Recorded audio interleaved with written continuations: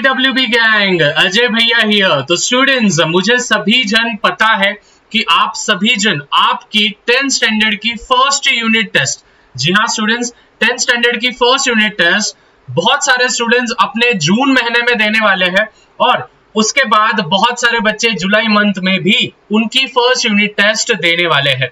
उन सभी स्टूडेंट्स के लिए ये वीडियो एक गेम चेंजिंग वीडियो होने वाला है। अगर आप इस वीडियो को पूरा एंड तक देख लेते हो तो स्टूडेंट्स मैं गारंटी देता हूं आप आपके यूनिट टेस्ट में महारत हासिल कर लोगे और 95% आप आराम से गेन कर लोगे। स्टूडेंट्स, रही बात मेरे बारे में, भैया आप कौन हो, कहां से आए हो और हमको कैसे गाइड कर रहे हो।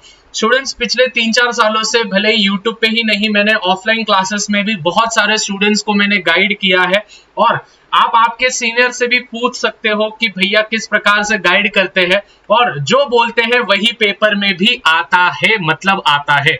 इसका अर्थ ये है भैया ने बोला करने का तो करने का। उसी वजह से स्टूडेंट्स आप सभी को टारगेट दे रहा हूं मैं, इस वीडियो पे 300 लाइक्स हो जाने चाहिए, प्लस कमेंट्स में बताने हैं कि आप सभी के यूनिट टेस्ट कब से शुरू होने के चांसेस है या फिर आपको डेट्स पता चल गए हैं और यूनिट टेस्ट आपके कब से शुरू होने वाले हैं। आई होप आपने लाइक और कमेंट कर दिया होगा। सबसे पहले स्टूडेंट्स, फिजूल की बातें न करते हुए ध्यान देना है। सबसे पहले आपको, आप जब भी यूनिट टेस्ट देने जा रहे हो तो आपको सबसे पहले हर एक सब्जेक्ट का आपको पोर्शन मालूम होना बहुत ज्यादा आवश्यक है, नेसेसरी है। मतलब कि स्टूडेंट्स, अगर मैं साइंस 1 की बात करूं तो साइंस 1 में कितने चैप्टर्स आ रहे हैं, मतलब चैप्टर 1 आ रहा है, चैप्टर 2 आ रहा है या फिर चैप्टर 1 आ रहा है, चैप्टर 4 आ रहा है, मतलब केमिस्ट्री फिजिक्स ऐसे करके लेते हैं कोई ना कोई किसी स्कूल में। तो बहुत सारे स्कूलों में तो चैप्टर 1 और चैप्टर 2 ही होगा क्योंकि चैप्टर 1 फिजिक्स का आता है और चैप्टर 2 केमिस्ट्री का आता है। तो स्टूडेंट्स, आपका पोर्शन आपको जानना बहुत ज्यादा नेसेसरी है। एट द सेम वे, जो भी स्टूडेंट्स ये वीडियो देख रहे हैं उन सभी से निवेदन करूंगा, आपके मैथ्स के टीचर, मतलब जो भी आपको ज्योमेट्री पढ़ाते हैं, उनसे जरूर एक बात पूछ लेना है कि क्या आप एग्जामिनेशन में थ्योरम्स डालने वाले हो या नहीं। देखो स्टूडेंट, जाहिर सी बात है, साइंस 1 10 मार्क का होता है और साइंस 2 10 मार्क का होगा। जहां तक यूनिट टेस्ट की बात कर रहा हूं मैं, तो लगभग साइंस 20 मार्क का आपका होता है। तो अभी आप ही मेरे को बताओ students, fill in the blanks 2 mark का पूछा जाएगा, गिव रीजंस 2 मार्क का पूछा जाएगा, शॉर्ट नोट्स 2 मार्क का पूछा जाएगा। तो आपको आपके स्कूल का पैटर्न पेपर भी जानना बहुत ज्यादा नेसेसरी है, जिससे कि आप आपकी पढ़ाई कर सकते हो। तो सबसे पहले, अगर आपके स्कूल में डेट्स अनाउंस हो गए हैं कि भाई इस तारीख से आपके यूनिट टेस्ट शुरू होने वाले हैं, तो आपका ये जन्म सिद्ध अधिकार है आप टीचरों से जाके क्वेश्चन करना कि हमारा पोर्शन क्या क्या है, हमको क्या क्या चीजें आने वाले हैं। इवन दो कुछ इंपॉर्टेंट क्वेश्चंस होंगे तो वो भी हमको दे दो। नहीं दिए स्कूल वालों ने इंपॉर्टेंट क्वेश्चन तो टेंशन नहीं लेना, भैया इंपॉर्टेंट क्वेश्चन जल्द से जल्द लाने वाले हैं। पूरा की पूरा आपका यूनिट टेस्ट का पेपर भैया लीक कर देंगे। बस टारगेट कंप्लीट हो जाना, 300 लाइक्स हो जाना, शेयर कर देना अपने नमूनों के साथ। उसके बाद टेक लर्निंग सब्जेक्ट फर्स्ट। मैं बहुत सारे स्टूडेंट्स को यही बोलता हूं कि भाई सबसे पहले लर्निंग का सब्जेक्ट करो, मतलब हिस्ट्री, ज्योग्राफी, पॉलिटिकल साइंस। ये प्लीज प्लीज प्लीज सभी स्टूडेंट्स से निवेदन है कि भाई सबसे पहले एसएसटी सब्जेक्ट को निपटा दो। जितना जल्दी आप एसएसटी सब्जेक्ट को निपटाओगे उतना आप सभी के लिए अच्छा होगा, क्योंकि स्टूडेंट्स एसएसटी सब्जेक्ट एक ऐसा एकमात्र सब्जेक्ट है जिसमें लॉजिक, जिसमें सेंस, जिसमें कंसेप्ट की आपको कोई भी आवश्यकता नहीं है। आपके सामने आंसर आया, उसको रट्टा मार लेना, उसको थोड़ा समझ लेना, रट्टा मारते मारते समझ लेना कि क्या कॉन्टेक्स्ट दिया है, बस हो गया, बात खत्म। हमेशा एक चीज ध्यान में रखना स्टूडेंट्स, अगर कोई भी 2 मार्क का क्वेश्चन है तो उसके लिए आपको 4 पॉइंट्स लिखना है, मतलब लिखना है। 4 पॉइंट्स आपको लिखने हैं, मतलब लिखने हैं। अगर कोई क्वेश्चन 3 मार्क का है तो आपको उसके लिए 6 पॉइंट्स आपको लिखने हैं। तो ये चीजें दिमाग में रखना, तभी आपको 2 नहीं तो 3 मार्क मिलेंगे।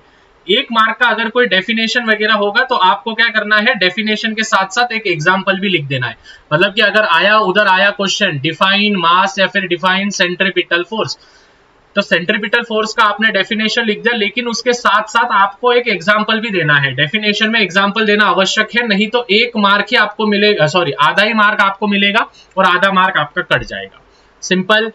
अभी सबसे मेन चीज स्टूडेंट्स की पीवाईक्यू करना बहुत ज्यादा नेसेसरी है, इंपॉर्टेंट है पीवाईक्यू करना। पीवाईक्यू पे कैसे पीवाईक्यू करना है उसके ऊपर मैं वीडियो बनाऊंगा।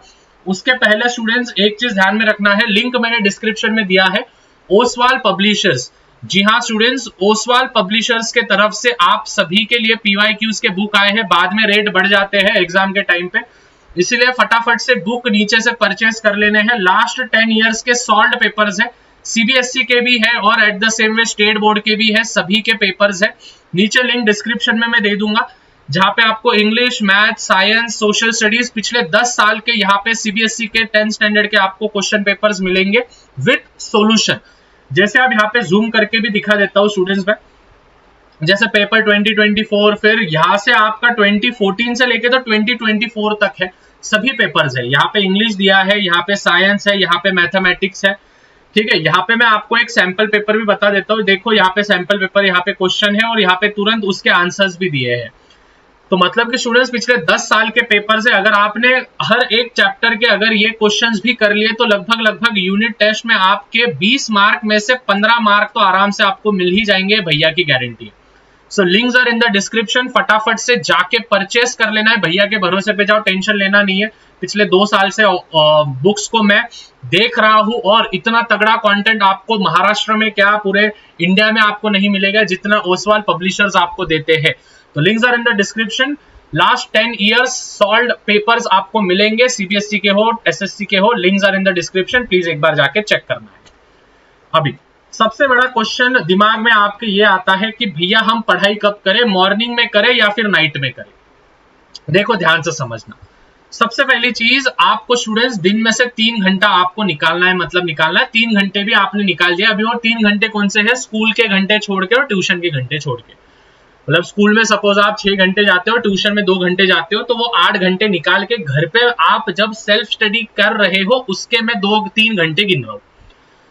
मॉर्निंग में आपको 2 घंटे देने। देखो अगर आपकी स्कूल 8 बजे होगी तो मैं आप सभी को बोलूंगा कि भाई 5 बजे से 7 बजे आप पढ़ाई कर सकते हो सुबह सुबह। अगर सुबह पढ़ाई नहीं होती है, बाबू सोना जादू टोना रात को करते करते सोते हो तुम, ठीक है, समझ में आ रहा है, राहुल नेहा के चक्करों में पड़े हो, तो आप एक काम कर सकते हो, आप शाम को पढ़ाई कर सकते हो, लेकिन कभी भी करो, लेकिन 3 घंटे निकालो। मैं ये नहीं बोल रहा हूँ कि भाई सुबह ही पढ़ाई करो, रात को मत करो, रात को ही पढ़ाई करो, सुबह मत करो।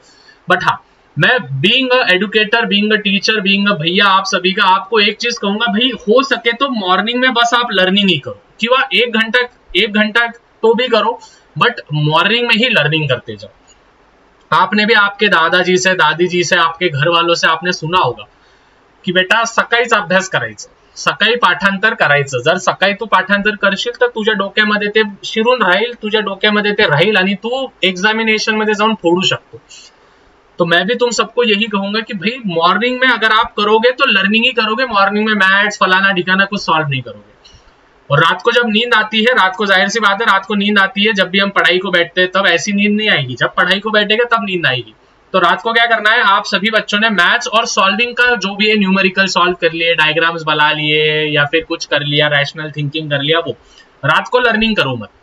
इवनिंग को आप कुछ भी कर सकते हो, लर्निंग करो, मैथ करो, कुछ भी करो, बट हाँ ध्यान में रखना ब्रह्मास्त्र होगा। अगर आप मॉर्निंग में लर्निंग करोगे तो आप लगभग 75% रिकॉल कर सकते हो एज कंपेयर टू नाइट के लर्निंग से, मतलब 50% से ऊपर जा रहा है, मतलब बहुत फायदेदार है, ठीक है। सो आई होप स्टूडेंट्स सभी चीजें आपको समझ में आ गई है। ये 3-4 चीजें आपने अगर कर लिया तो आई होप आप सभी बच्चे आपके यूनिट टेस्ट में फोड़ दोगे। टारगेट आप सभी को दे दिया है मैंने, 300 लाइक्स का टारगेट है। कब से आपके यूनिट टेस्ट शुरू होंगे वो भी भैया को प्लीज नीचे कमेंट कर देना है। और स्टूडेंट्स हो सके तो चैनल को सब्सक्राइब भी कर देना है, क्योंकि स्टूडेंट्स ये एकमात्र चैनल है जो कि आपकी नैया पार करवाएगा 10th स्टैंडर्ड में। तो मिलता है स्टूडेंट्स अगले वीडियो में, तब तक मचाते रहो, फोड़ते रहो, जाते जाते इंपॉर्टेंट क्वेश्चन का वीडियो देख के जाना, क्लिक करो।